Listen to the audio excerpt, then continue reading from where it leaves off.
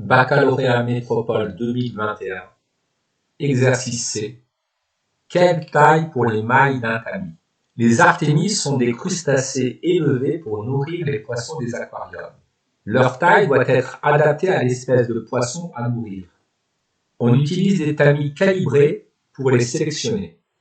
On se propose dans cet exercice de déterminer la taille des mailles d'un tamis en utilisant une diode laser de longueur d'onde lambda égale à 650 plus ou moins 10 nanomètres.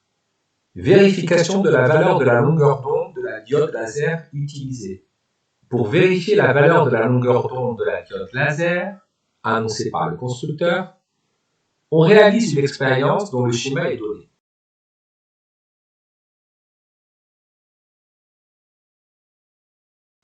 La fente a une largeur petit a égale à 80 micromètres. La distance de l'écran à la fente est de 56 cm. Elle est notée grand D. La largeur de la tâche centrale de diffraction est notée grand L. Nommer le phénomène physique responsable des tâches lumineuses observées sur l'écran. Discuter qualitativement de l'influence de la largeur de la fente et de la longueur d'onde de l'onde incidente sur le phénomène observé. Les tâches lumineuses observées sur l'écran sont dues à la diffraction de l'onde lumineuse par la fente. Il y a diffraction par la fente si la taille de l'ouverture est inférieure ou égale à l'ordre de grandeur de la longueur d'onde de l'onde incidente. Plus la taille de l'ouverture est petite, plus le phénomène de diffraction sera marqué, plus la largeur de la tâche centrale de diffraction sera grande. On rappelle que l'angle θ est donné par la relation θ est égal à lambda sur A, et on rappelle que pour les petits angles, θ très inférieur à 1 radian, tangente θ est approximativement égal à θ. Déterminer l'expression de l'angle θ en fonction de la largeur grand L de la tâche centrale de diffraction et de la distance grand D entre la fente et l'écran. En déduire l'expression de la longueur d'onde lambda en fonction de grand L, petit a et grand D. Considérons le triangle rectangle que j'ai repassé en vert. La tangente de l'angle θ s'obtient en divisant la longueur du côté opposé par la longueur du côté adjacent. Donc tangente θ est égal à grand L sur 2, le tout divisé par grand D. Grand L sur 2 divisé par grand D peut s'écrire grand L divisé par 2D.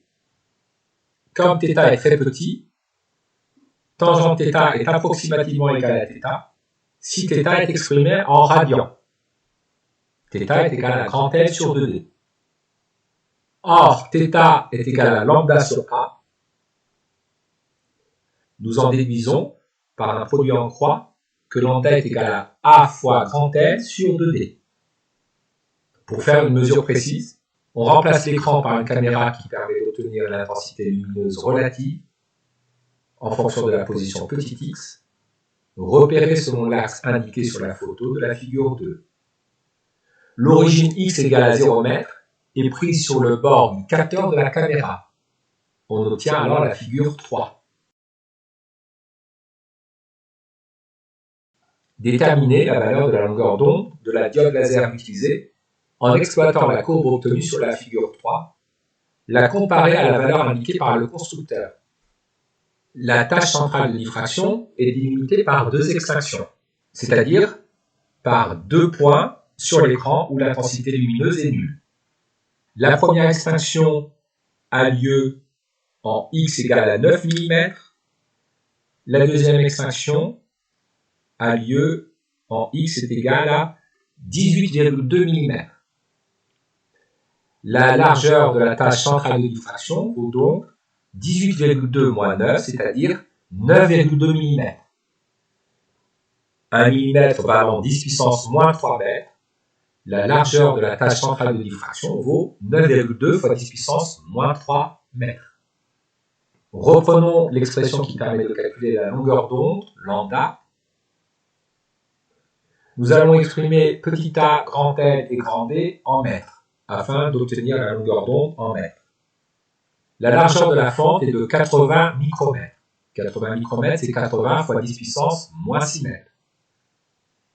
La largeur de la tâche centrale de diffraction vaut 9,2 fois 10 puissance moins 3 mètres.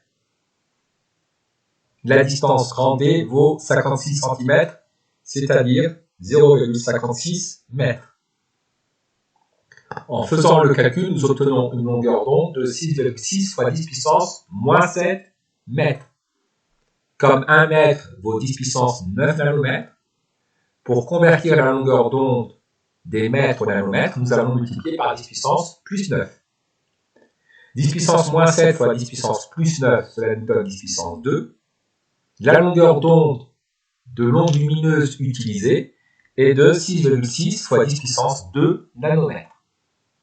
En arrondissant la longueur d'onde par excès, nous obtenons 660 nanomètres. Le constructeur indique que la longueur d'onde est égale à 650 plus ou moins 10 nanomètres. Cela signifie que la longueur d'onde est comprise entre 640 nanomètres et 660 nanomètres. La valeur obtenue expérimentalement se trouve dans l'encadrement indiqué par le constructeur. La valeur expérimentale est donc compatible avec celle donnée par le constructeur. Calibrage du tamis de récupération. Le but de cette partie est de vérifier que le tamis disponible, dont le maillage est représenté sur la figure 5, permet de récupérer toutes les artémies d'une taille supérieure à 150 micromètres. On réalise une expérience d'interférence pour évaluer les dimensions du tamis en utilisant la diode laser précédente. La largeur du fil plastique constituant le tamis est égale à 230 micromètres. L'expérience d'interférence est décrite ci-dessous. Le montage utilisé est donné sur la figure 4. On utilise la diode laser de longueur d'onde lambda égale à 650 plus ou moins 10 nanomètres.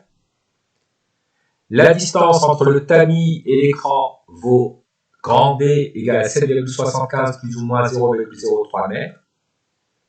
On note petit b, la distance entre les centres de deux trous consécutifs du maillage du tamis.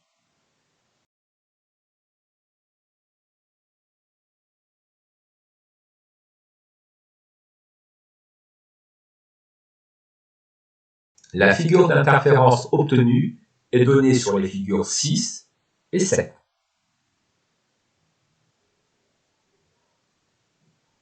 Sur le document papier, la tâche centrale de la figure d'interférence est à l'échelle 1.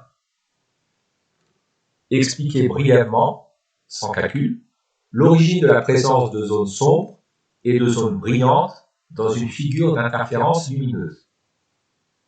Le laser est une source de lumière cohérente. Lorsque la lumière traverse les trous du tamis, ces derniers agissent comme des sources de lumière secondaires, toutes cohérentes entre elles. Elles peuvent donc interférer entre elles.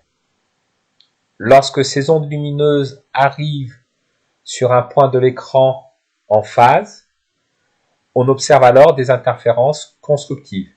L'intensité lumineuse en ce point est alors maximale. On observe une zone brillante. Par contre, si les ondes lumineuses arrivent en opposition de phase en un point de l'écran, on observe des interférences destructives. L'intensité lumineuse en ce point est minimale, on observe une zone sombre.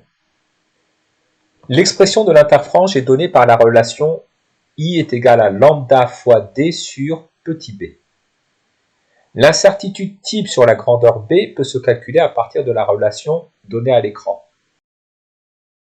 UX désigne l'incertitude type associée à la grandeur petit x.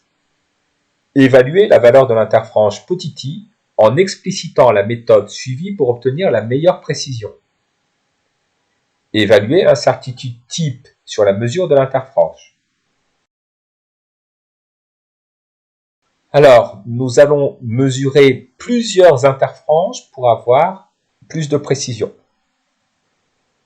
Une interfrange est la distance séparant le centre de deux taches brillantes.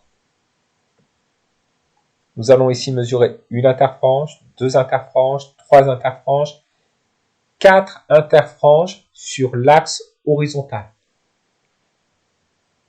Nous allons donc mesurer 4 interfranges sur l'axe horizontal et nous mesurons sur le papier une distance de 6,0 cm. La distance correspondant à 4 interfranges est de 6 cm. Cette valeur est à mesurer sur l'énoncé à l'aide d'une règle graduée.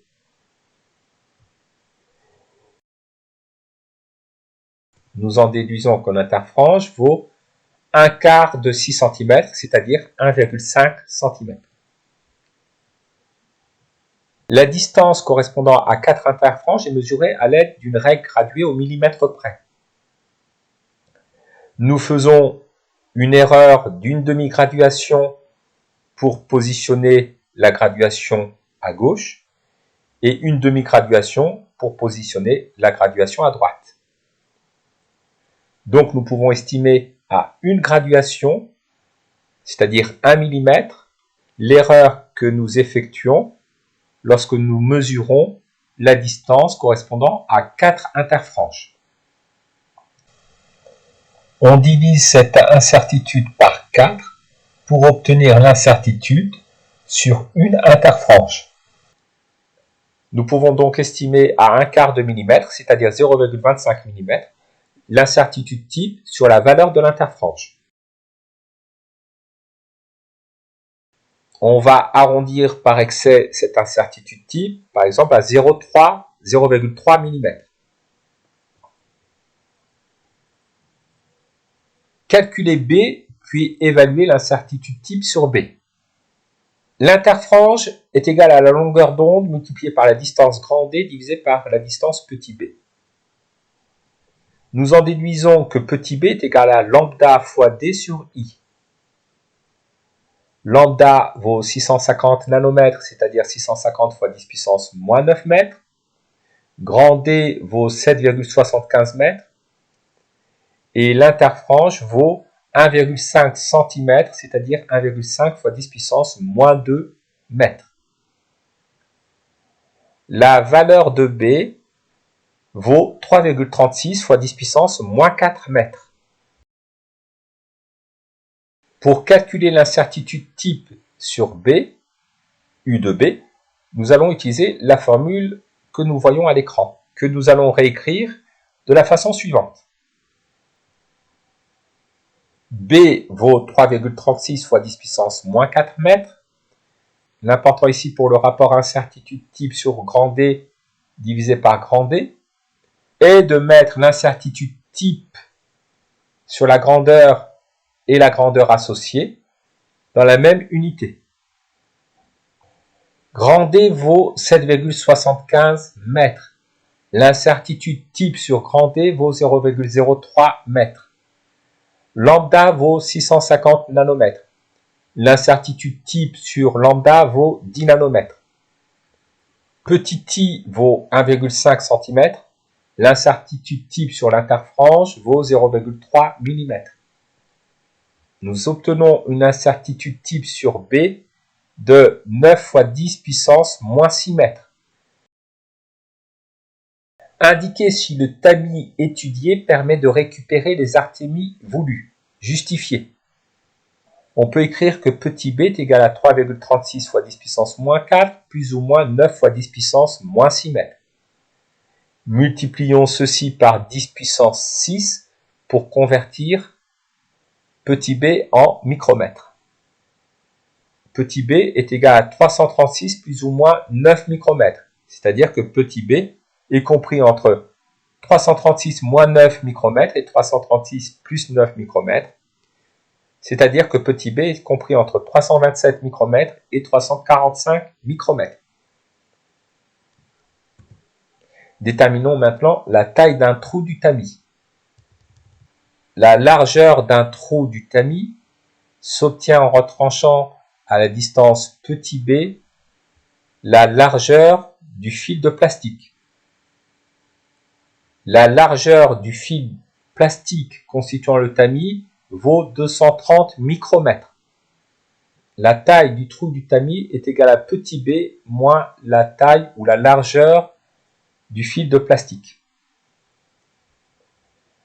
Donc la taille d'un trou du tamis est comprise entre 327-230 micromètres et 345-230 micromètres, c'est-à-dire 97 micromètres à 115 micromètres.